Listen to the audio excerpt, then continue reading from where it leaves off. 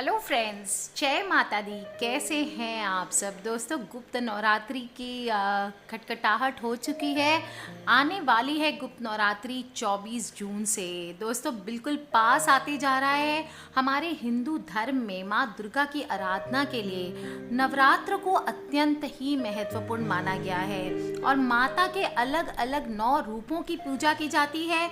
गुप्त नवरात्रि में भी देवी दुर्गा को अन्य नवरात्रियों की तरह ही पूजा जाता है, परंतु गुप्त नवरात्रि ज़्यादातर तंत्र साधना, शक्ति साधना, महाकाल की साधना से जुड़े हुए लोगों के लिए बहुत ही इम्पॉर्टेंट होती है दोस्तों।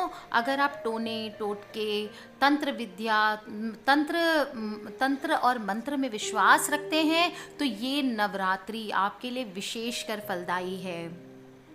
आषाढ़ तथा माघ महीने के शुक्ल पक्ष में जो नवरात्रि पड़ती है उनको हम गुप्त नवरात्रि कहते हैं। जिस तरह नवरात्रियों में 9 माताओं की पूजा करते हैं, गुप्त नवरात्रि में 10 महाविद्याओं की साधना करके उनको सिद्ध करना पड़ता है दोस्तों। गुप्त नवरात्रि को करने के लिए थोड़े से कठोर होते हैं नियम, कठोर साधना करनी पड़ती है, कठोर व्रत करना पड़ता है। इस नवरात्रि के द्वारा लोगों को लंबी साधना करके बेहद दुर्लभ शक्तियां प्राप्त करने का प्रयास करते हैं। और दोस्तों, गुप्त नवरात्रि में साधक विशेष प्रकार के सिद्धियां प्राप्त करने के लिए माँ भगवती की विशेष पूजा करते हैं दोस्तों। नवरात्र की ये मंगलमय बेला शास्त्रों में अनुष्ठान और साधना के लिए बहुत ही इम्पोर्टेंट बताई जाती है। बहुत ही विशेष महीना है दोस्तों, और धार्मिक दृष्टि से नवरात्र में देवी स्मरण से देवी शक्ति की साधना के लिए बहुत ही करेक्ट घड़ी है। क्यों मनाते हैं गुप्त नवरात्रि, इसकी कथा मैं आपको बताऊंगी अभी। और धर्म ग्रंथों के अनुसार मुख्य रूप से गुप्त नवरात्रि में महादेव शिव और माँ शक्ति की आराधना की जाती है। माँ दुर्गा को साक्षात शक्ति रूप कहा जाता है। दुर्गा शक्ति में दमन का भाव जुड़ा होता है दोस्तों। हमारे शत्रु रूपी दुर्गुण, दोष, मनोविकार व रोगों का नाश करती हैं। ये सभी हमारे जीवन में अड़चने लाती हैं और बाधा बन करके हमारे जीवन के सुख चैन को छीन लेते हैं। यही कारण है दोस्तों कि देवी दुर्गा के विशेष काल को उनके शक्तिशाली मंत्रों से और आराधना के द्वारा सिद्ध करके हम शत्रुओं से और अड़चनों से, हमारे जीवन में जो भी काम हम करते उनमें जो अड़चनें आती है, उनसे, रोग दोष से जितनी बाधाएं आती है, उन सब को हम उन सब के ऊपर जीत प्राप्त करते हैं दोस्तों।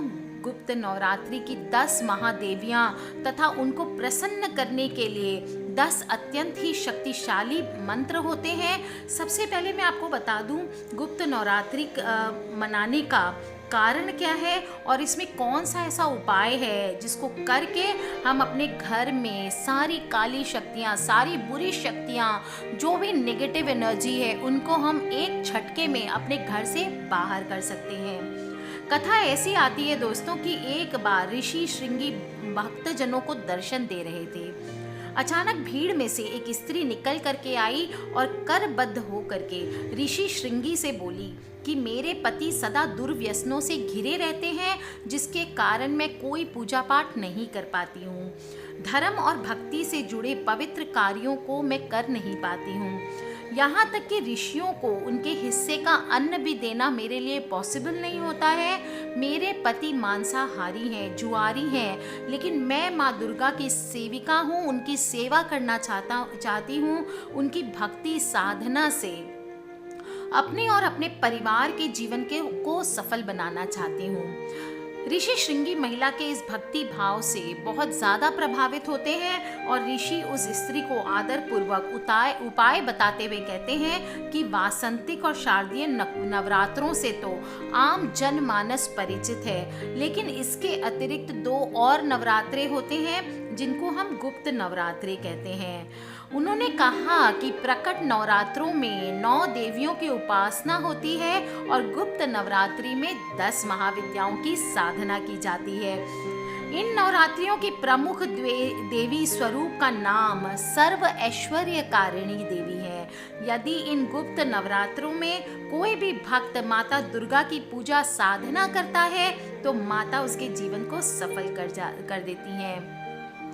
दोस्तों, ऋषि श्रृंगी ने आगे कहा कि लोभी, कामी, व्यसनी, मांसाहारी अथवा पूजा पाठ न कर सकने वाला भी यदि गुप्त नवरात्रा में मजाक में ही माता रानी की पूजा करता है या उसके मंत्र का जप कर लेता है तो उसके जीवन में कुछ भी और करने की आवश्यकता ही नहीं रहती है। उस स्त्री ने ऋषि श्रृंगी के वचनों पर पूर्ण श्रद्धा रखते हुए गुप्त नवरात्रों की पूजा की।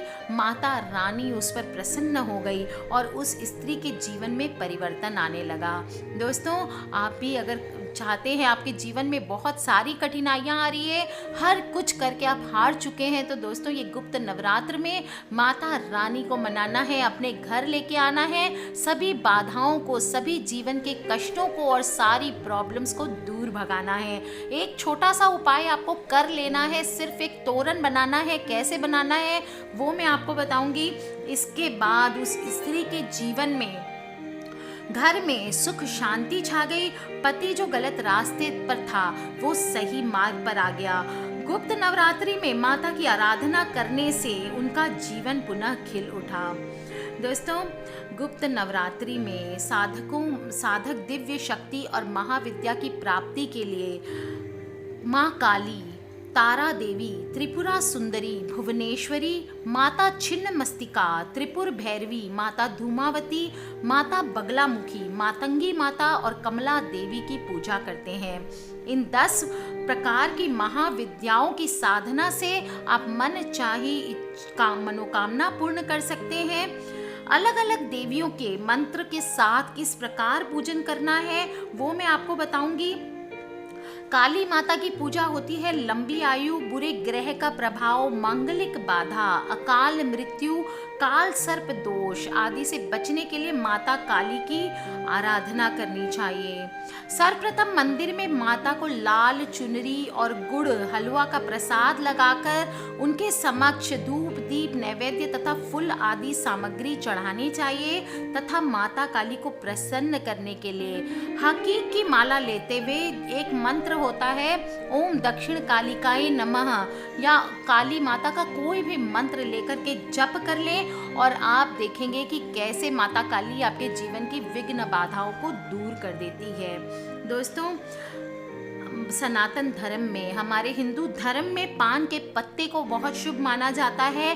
काली माँ की पूजा करने के बाद आपको एक छोटा सा उपाय करना है पान के पत्ते का। आप देखेंगे ये पान का पत्ता सिर्फ आपके जीवन में इस नवरात्रि में कैसे आपके जीवन को बदल के रख देता है।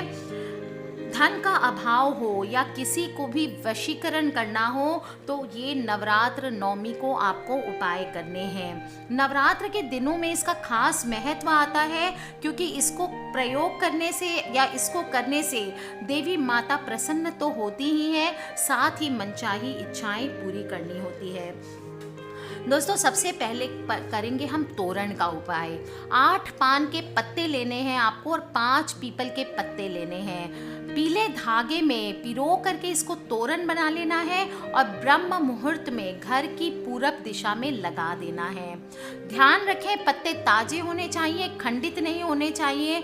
जब तोरण सूख जाएगा तो उसे किसी भी पवित्र नदी में आपको बहा देना है। हर बृहस्पतिवार को माता बगलामुखी का ध्यान करके तोरण बदलें। घर में प्रेम और अपनेपन का माहौल बनेगा।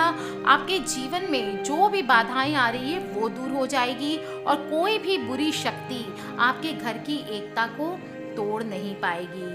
दोस्तों, पान के पत्ते की जड़ को घिसकर माथे पर लगाने से नवरात्र में आकर्षण शक्ति बढ़ने लगती है, लोग मोह पाश में बंधने लगते हैं। अगर आपके जीवन में बाधाएं ज़्यादा आ रही हैं तो आप ये आकर्षण, लोग आपके कंट्रोल में नहीं आते, आप या तो जॉब के लिए जाते हैं, नौकरी इंटरव्यू क्लियर नहीं कर पाते हैं, ऐसे में दोस्तों किसी भी डील आपसे छूट जाती है तो ये पान के पत्ते की जड़ को घिसकर माथे पर लगाएं। आपकी आकर्षण शक्ति बढ़ेगी और हर कोई आपके कंट्रोल में आने लगेगा।